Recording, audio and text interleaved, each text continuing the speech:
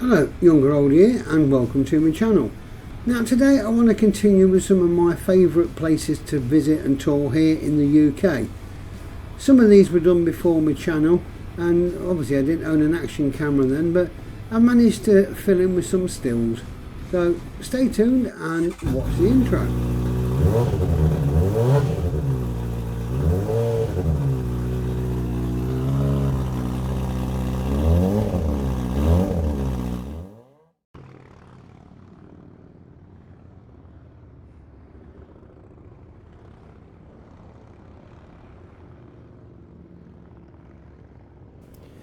Seeing that just make me miss my Harley. Oh well.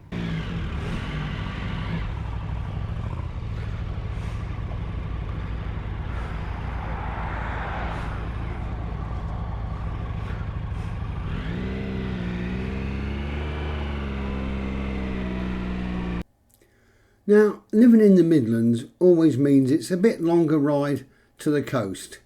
But for a day's ride out, or even a quick weekend away, I like to visit the Cotswolds. Now, part of the enjoyment is the ride down the old Fossway, an old Roman road that we start on the A5 near Hinckley and just stay on it all the way there.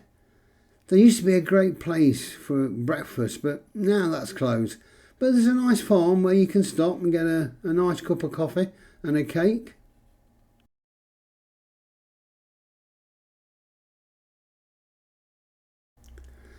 The first sort of place we get to in the Cotswolds is Morton in the Marsh.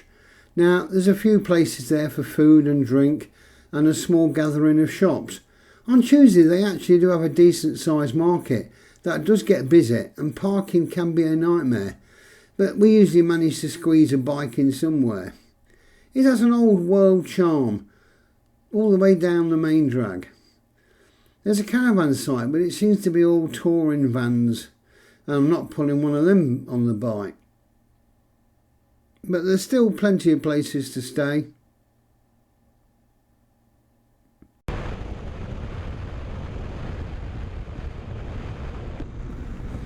The next place we tend to come down to is Stow-on-the-Wold, which is a small market type of town with some shops, some pubs, cafes and hotels. The Stocks Hotel and Restaurant seems popular, situated on the green near the old wooden stocks. It's been a few years since we ate there, but the food was always good, and there's a large eating area out at the rear if the weather's good. In the general, the place is worth a visit, and you can have a good walk round for an hour.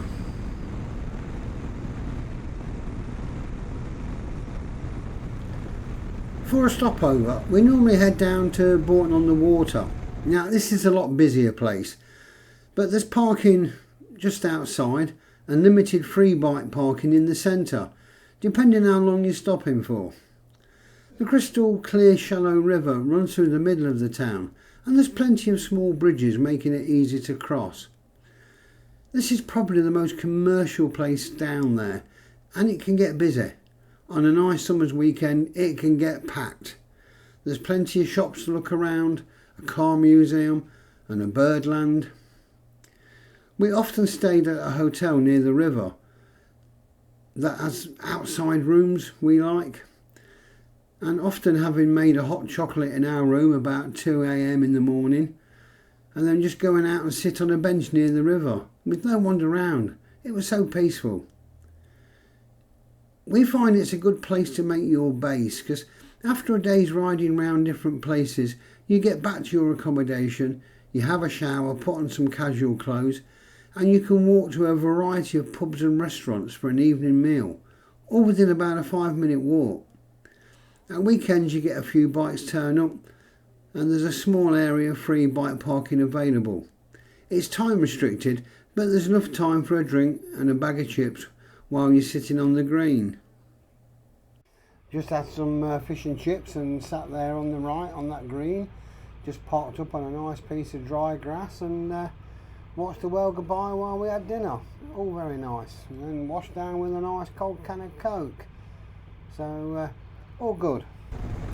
A short distance away from Bourton-on-the-Water there are the villages of Upper and Lower Slaughter. Lower Slaughter is full of these quaint sort of cottages that run by the river, the sort that you tend to see on chocolate and fudge boxes. The shallow river runs through the centre and it leads all the way to the water mill. Now there's actually a quirky shop and a museum at the mill, but the best bit is the outside cafe beside the river.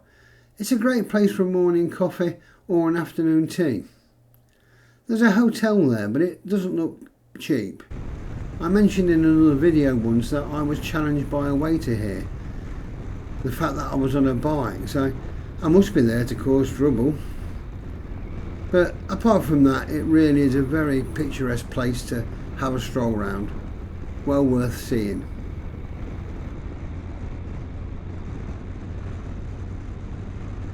Bybrit is a nice place, popular for the trout farm there, where you can pay to walk round and look at all the trout breeding they do there. You can even buy trout food to feed his fish. Now that's a clever one. There is a cafe there that serves all sorts of trout dishes on the menu.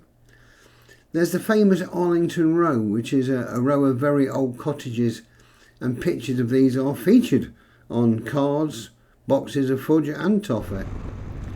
Local to Bybrit, there's the classic motor hub, where you can look and purchase all sorts of exotic cars, if you're friendly with your bank manager or you have a deep pocket.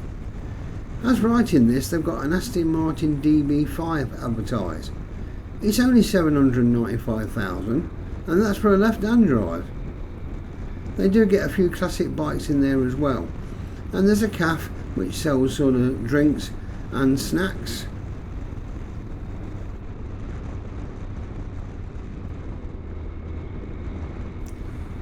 Pay a visit to Burford. Now that's got a high street with a variety of shops. It's busy, but it's very pretty, high street. The buildings are old and quaint and well worth seeing. There seems to be some old hotels there, but I have a feeling they're not cheap, by the look of them. Some of them look actually very regal indeed. I've never stayed there, but I'm sure there will be some B&Bs nearby. There are plenty of places to eat and get refreshments. All in all, it's a good place for a day's visit.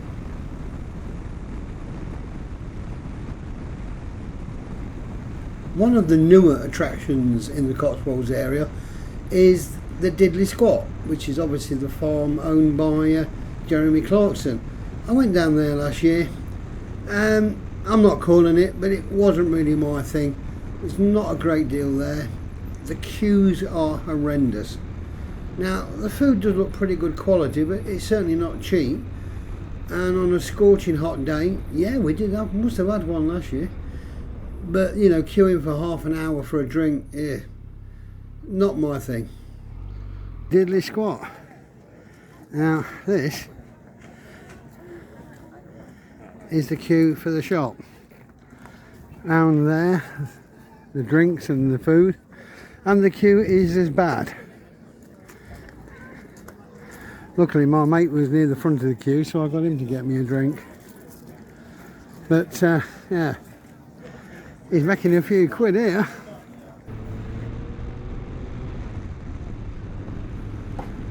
So as you can see, there's many good places to actually go touring around the Cotswolds area, no matter whereabouts you live in the UK. Like I said, for us living in the Midlands, it's almost on the doorstep. But it's a well worth place to go. If you've not been, try it out. I hope you enjoyed this recap of my touring of the Cotswolds. If you like it, please do the ticks to like and subscribe. And as always, take care, ride safe, and bye for now.